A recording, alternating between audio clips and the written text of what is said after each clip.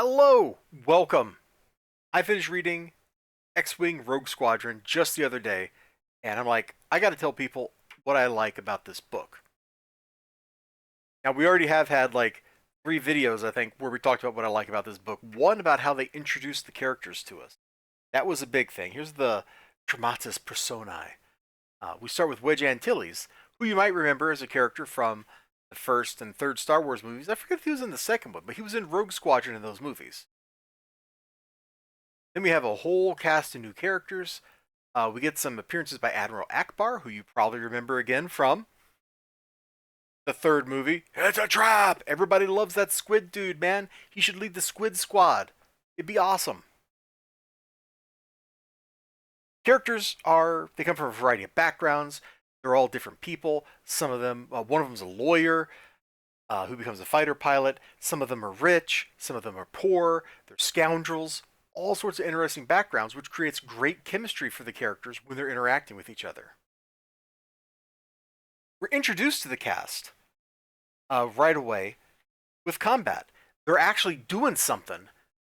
You know, a lot of books start out and the characters aren't doing anything particularly interesting. You're like setting the stage. Here, we are immediately thrown into combat. We get to see our main protagonist, Corran Horn, how he interacts with other people in his group. We see immediately who this guy is, what this guy does, how he interacts with people, how much of a hotshot he thinks he is, all that kind of stuff. It's all in here in this very first chapter. It sets the stage for him to grow, for him to become a better person, for him to go on the journey that he goes through as a character. We're introduced to Wedge Antilles, who again is from the movies. He has some social combat, which sets up like the overarching plot line. He is reforming Rogue Squadron. The characters we meet in Chapter 1 are the characters that he is going to be working with for the rest of the book as part of Rogue Squadron. The goal is they're going to try to set up for taking the Imperial capital. Not a small feat. The rebels at this point, this is after the Battle of Endor, so they're out there having had some success, starting to rebuild things, starting to consolidate their gains, starting to become a real like political movement because they have a government, the New Republic. But the Empire is still big, it's still strong, and it still has its capital, which is a big propaganda piece. So our heroes are setting up for that. They're taking the first steps along the way to capturing the Imperial capital. We're also introduced to the villain, Curtin Lure, who just, it might be pronounced Certain Lure or something, I don't know.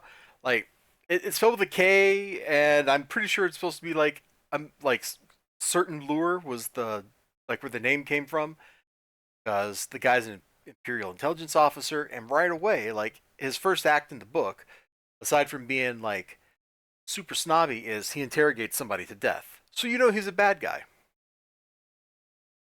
So our heroes, from those humble beginnings of trying to train, trying to find out who each other are, trying to get together, figure out how they're going to work together, soon enough are thrust into combat in a way that they're not really prepared for. They have some successes, they have some failures, and the whole time it's pretty gripping. I will admit, some of the space combat, I kind of glazed my eyes over, and I just started skipping and reading every other sentence, and I don't think I really missed a whole lot. But the stuff where the characters were interacting with each other was all good. There's a lot of clever deductions. It's not just like I say, like I glaze over the combat. There's a good chunk of combat in here, but there's a lot of other stuff.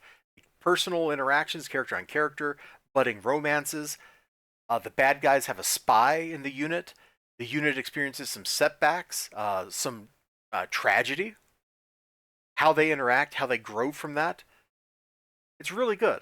We're going to get kind of spoilery here. So I'm going to give you a couple of seconds. I'm going to like my hand here, and when my hand comes up like that, we're going to get spoilery.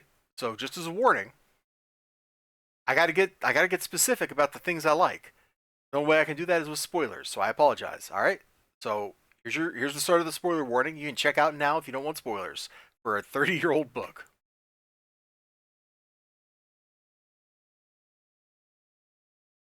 Okay, so now spoiler time. So our heroes, they're sent to a staging area, and there's a spy in the unit. So the Empire figures out where the staging area is. Now, it's not exactly 100% like, yes, the spy told the Empire, no, the spy didn't tell the Empire. Like, it's not clear just how much intelligence is getting out. The bad guy, Curtin Lure, he figures this stuff out too. And Rogue Squadron would have died except for Imperial politics. Saved by the bad guys. There's an old English saying, evil will shall oft evil mar. That's exactly what happened. Evil will marred evil's intention. Because one Imperial general didn't like another Imperial officer. So our heroes escape with a little tragedy. Then they strike at a planet. And they don't know, like there's a lot of secrecy around where that planet is. Later on, they figure out where it is for a second strike. But on that first strike, it's a disaster. It's an absolute catastrophe. Our heroes suffer a major setback. The villains are feeling all haughty, hoity-toity, high and mighty.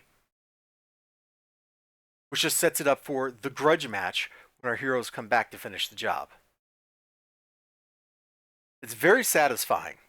And the writing here reminds me a lot of other Stackpole books, like the first book in the series.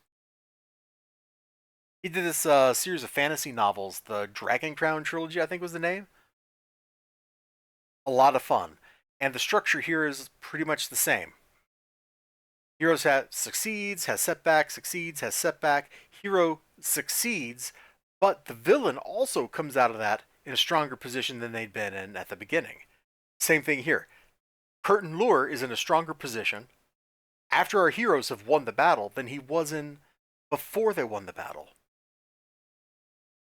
It's a great setup for more stories, and there's a whole bunch of these rogue, well, I guess they're all X-Wing Saga books or whatever.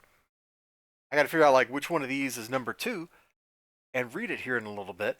I probably won't get to it for a couple of weeks, but I got a whole bunch of these things, and I definitely want to dive into them. Like, this was such a great setup for the story that it sucked me into the vortex. You know, I am swirling around Rogue Squadron vortex. Book 6, book 8. Here we go. Book 2, Wedge's Gamble. So that'll be like the next one I pick up when I get back to reading these Star Wars books.